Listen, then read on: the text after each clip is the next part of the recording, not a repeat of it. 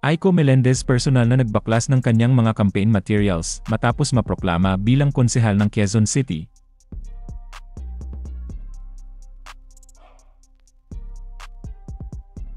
Pero bago ang lahat, kung ikaw ay bago sa aking channel, huwag kalimutan na mag-subscribe at i-click ang notification bell for more trending news. Kamakailan ay nanalo ang actress turned politician na si Aiko Melendez bilang konsehal sa 5th District ng Quezon City. Ito na ang kanyang ikalawang termino bilang konsehala sa ika-5 distrito ng Quezon City. Sa Instagram, ibinahagi ng aktres ang isang karusel ng mga larawan mula sa kanyang proklamasyon noong Martes, at nagpahayag ng pasasalamat sa kanyang mga taga-suporta, lalo na sa kanyang pamilya, na sumuporta sa kanyang buong bid. Ngayon sa kanyang ikalawang termino, ipinangako ni Aiko na maglilingkod ng may integridad, na nakasentro sa Diyos at sa mga tao. Nakatanggap si Aiko ng 140,000 mahigit na boto, ayon sa partial at unofficial tally ng Commission on Elections.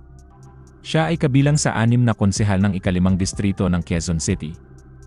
At matapos maproklama bilang opisyal na councilor ng lungsod, agad nagsagawa ang konsehala ng operation, baklas ng kanyang mga campaign materials na ginamit noong panahon ng pangangampanya. Sa kanyang Facebook post, ibinahagi niya ang isang video kung saan makikita siya at ang kanyang team na binabaklas ang mga tarpaulin na kinabit noon pangangampanya. Ayon sa caption ng kanyang post, isang araw matapos maproklama, "Kung marunong ka magkabit, marunong ka din dapat magtanggal."